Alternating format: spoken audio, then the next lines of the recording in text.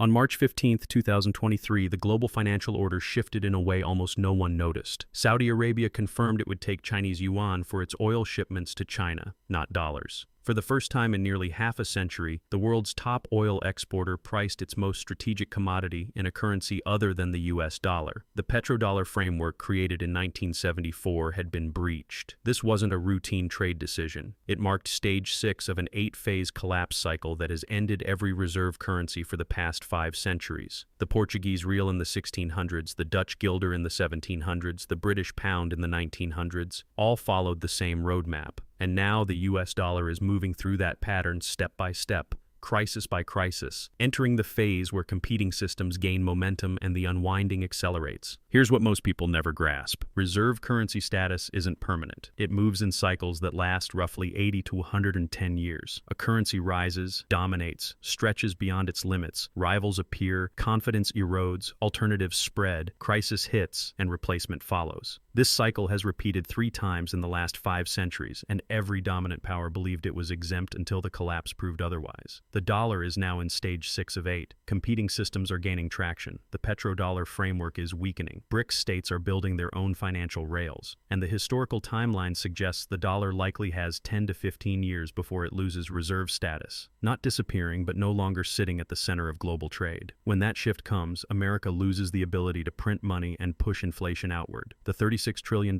federal debt becomes unsustainable. Borrowing costs spike, and living standards could fall by 30 to 40%. This is the most consequential economic transition of our era, yet almost no one is watching. Before outlining the 8-stage pattern and showing exactly where the dollar sits, you need to understand what a reserve currency actually does. It's the primary asset nations hold for trade, debt payments, and stabilizing their own systems, and it gives the issuing country 4 extraordinary advantages. First, structural demand. Global trade forces every nation to buy your currency. Second, seigniorage. You print paper, and other countries ship you goods, cars, electronics, energy. Third, cheap borrowing. Demand for your currency keeps your bond yields artificially low. Fourth, exported inflation. When you expand your money supply, the inflation leaks worldwide because everyone holds your currency. These benefits make reserve status the ultimate economic weapon. Losing it removes them overnight. Demand collapses, borrowing becomes expensive, and inflation surges at home. Portugal saw it, the Netherlands saw it, Britain saw it, and the early signs show the United States is entering the same trajectory. Now let's walk through the 8-stage pattern that ends every reserve currency and see exactly where the dollar stands today. In the 1500s, Portugal dominated the spice routes across the Indian Ocean. Control of ports like Goa, Malacca, and Macau gave it military and commercial leverage, and the Portuguese real became the currency merchants needed to access the trade. That dominance made it the de facto reserve unit of Asian commerce. A century later, the Dutch replaced Portugal. Amsterdam became the financial center of Europe, backed by the Dutch East India Company, global shipping networks, and the first modern stock exchange and central bank. The guilder held reserve status because Dutch markets were the safest and most liquid in the world. By the 1800s, Britain took the lead. After defeating Napoleon, the British Empire controlled global trade in the seas. The pound, backed by the gold standard, became the backbone of international commerce. At the start of the 20th century, most global transactions were invoiced in pounds. After World War II, the United States assumed that position. With half of global GDP, unmatched military reach,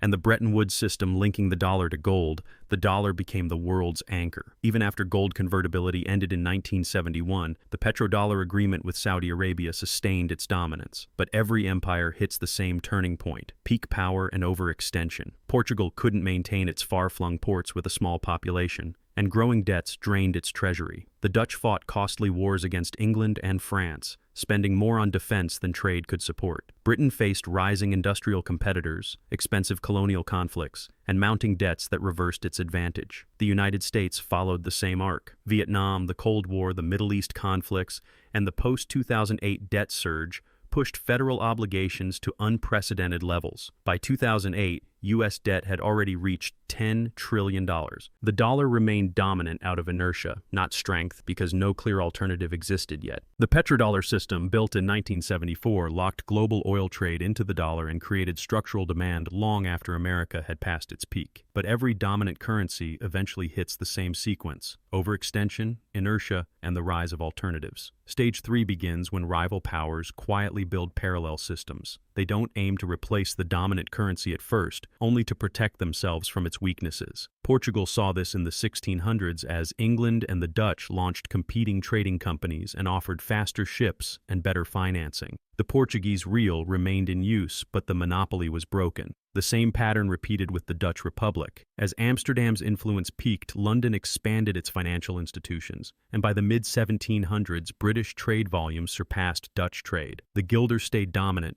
but the pound was rising. After World War I devastated Britain's finances, the dollar emerged as the next alternative, backed by the Federal Reserve and America's expanding industrial base. In the modern era, the cycle formed again. The 2008 financial crisis exposed weaknesses in the dollar system, prompting China, Russia, and other countries to create their own payment networks, CIPS, SPFS, and discuss a BRICS currency. These systems weren't designed to overthrow the dollar, but to provide a backup if the United States weaponized its financial power. Stage 4 begins when that weaponization arrives. Sanctions, asset freezes, and exclusion from payment networks push targeted states to accelerate their alternatives and persuade neutral states to hedge. Portugal tried to block Dutch and English ships, forcing them to build parallel ports. Britain used naval blockades against the Dutch, driving merchants toward London's financial markets.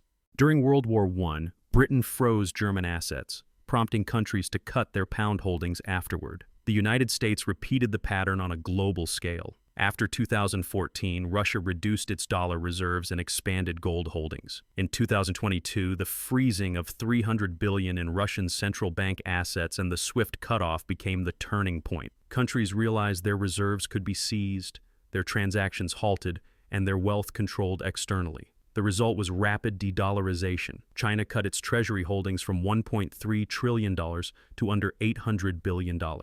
Saudi Arabia reduced the dollar share of its reserves. Central banks bought record levels of gold, and dozens of nations built or adopted alternative payment rails. What was meant to punish one country ended up convincing the non-Western world to prepare for life beyond the dollar. Stage 4 accelerates de-dollarization. Stage 5 begins when confidence breaks and countries actively cut their holdings of the dominant currency. The shift starts slowly, then becomes irreversible. History shows the pattern clearly. Once Dutch and English trade networks challenged Portugal, the real fell from roughly 60% of Asian trade to under 20% within a generation. When British blockades crippled Dutch commerce, the guilder dropped from about 40% of European reserves to irrelevance in roughly 3 decades. After World War I drained Britain, sterling's share collapsed from 60% to 30% by 1940, and Bretton Woods formalized the dollar's takeover. The modern version follows the same trajectory. The dollar's reserve share peaked at 71% in 1999. By 2024, it had fallen to 58%, with the last 2 years showing the fastest decline. At this pace, the dollar slips below 50% around 2030 and under 40% by the mid-2030s. This is Stage 5. The decline is visible, consistent, and accelerating. Stage 6 begins when alternatives reach critical mass and network effects flip.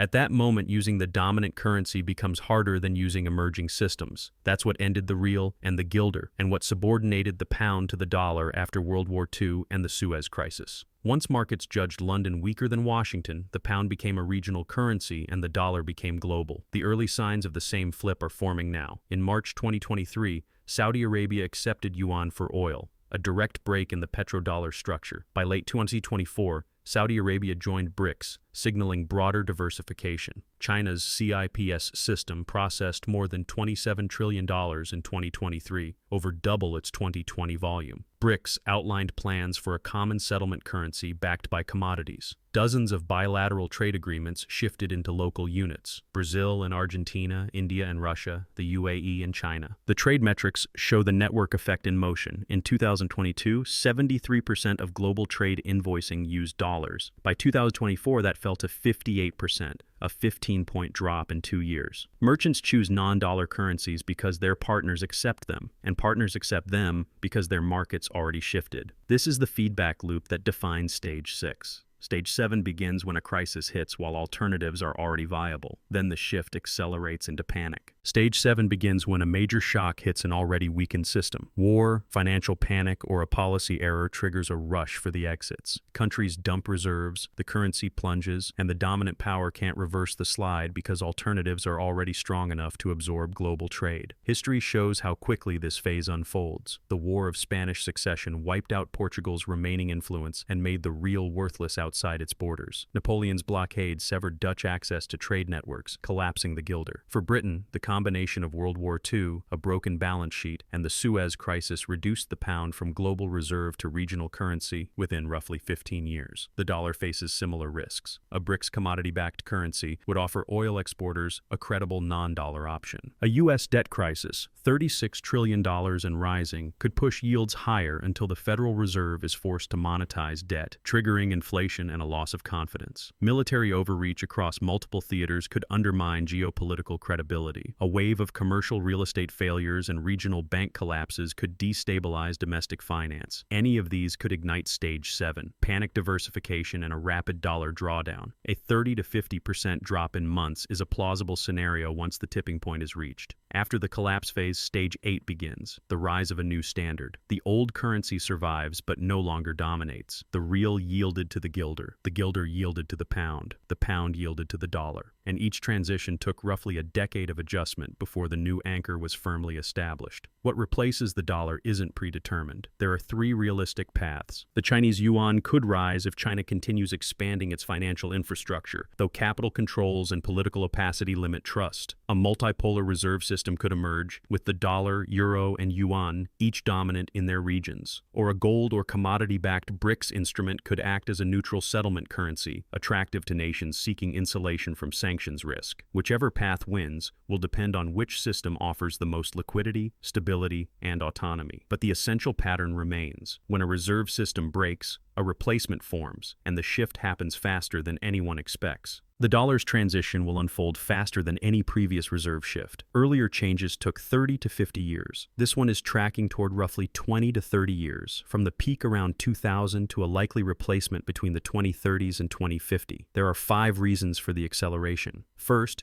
digital finance compresses time. Movements that once required ships, paperwork, and physical transport now happen instantly. Countries can sell treasuries and reallocate reserves in seconds. Second, alternatives already exist. When the pound collapsed in the 1940s, the dollar was the only viable successor. Today, the yuan, the euro, gold, BRICS settlement tools, and digital assets all offer immediate diversification. Nations don't need to wait for a new infrastructure to emerge. Third, the petrodollar was political, not economic. Portugal, the Dutch Republic, and Britain backed their currencies with real trade and industrial dominance. The dollar's post-1974 strength depended on Saudi Arabia pricing oil in dollars. As that relationship shifts, so does the system built on it. Fourth, U.S. debt levels exceed those of previous reserve powers. A $36 trillion federal burden, over 120% of GDP, limits America's ability to manage decline gradually. When reserve demand weakens, borrowing costs surge and policy options shrink. Fifth, globalization makes contagion immediate. With tens of trillions in dollar-denominated liabilities worldwide,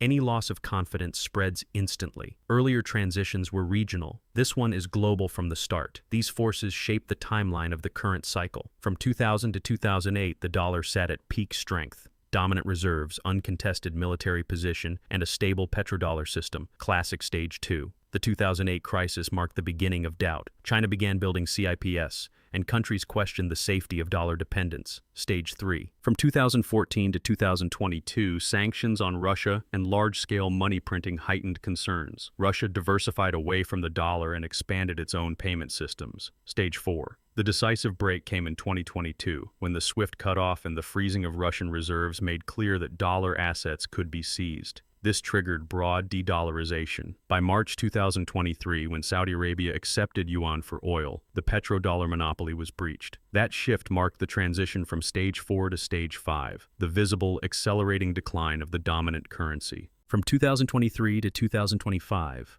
the world moves deeper into stage 5. The dollar's reserve share slips toward the high 50s, trade invoicing falls sharply, central banks accumulate record amounts of gold, BRICS expands, and CIPS volumes surge. Confidence weakens, and the system enters stage 6, with alternatives gaining real momentum. Between 2025 and 2030, a BRICS settlement currency is likely to launch, and more energy producers will take non-dollar payments. As reserve and trade shares fall below 50%, network effects flip. Using alternatives becomes easier than using dollars. That marks full stage 6, critical mass. The years 2030 to 2035 align with stage 7. A trigger, BRICS currency success, a U.S. debt crisis, military overextension, or banking failures could ignite panic diversification. The dollar could fall 30 to 50% in months, and the Federal Reserve would face a choice between inflation or recession. Neither outcome restores dominance. From 2035 to 2050, the new system forms. Whether it becomes yuan-centered, multipolar, or commodity-backed, the dollar remains important, but no longer the global anchor. This is stage 8. Replacement. This timeline mirrors historical cycles but can accelerate if a major crisis arrives sooner, or slow if U.S. policy delays the decline. But the direction is set. The dollar is losing share, and the pace is increasing. Winners and losers follow predictable lines. Gold holders benefit most. In every reserve transition, gold multiplies as confidence in the dominant currency collapses. BRICS nations gain strategic autonomy by settling trade and holding reserves outside U.S. influence. Commodity exporters benefit because energy, metals, and food can be priced in multiple currencies, increasing leverage and insulating revenues. Countries with low debt and strong balance sheets, such as Switzerland, Norway, Singapore, and parts of Europe, attract capital fleeing dollar exposure. Their currencies strengthen, and they become safe havens in the transition. The United States loses the most. For 50 years, America has relied on the exorbitant privilege of issuing the reserve currency, printing dollars to import real goods and sustain higher living standards than domestic production supports. When that ends, the adjustment is severe. The trade deficit becomes unsustainable. Imports shrink, prices rise, and consumption falls. Estimates suggest a 20 to 30% decline in American living standards over the transition period. Dollar savers and bondholders lose purchasing power as the dollar devalues globally. A drop of 30 to 50% means equivalent erosion in international buying power.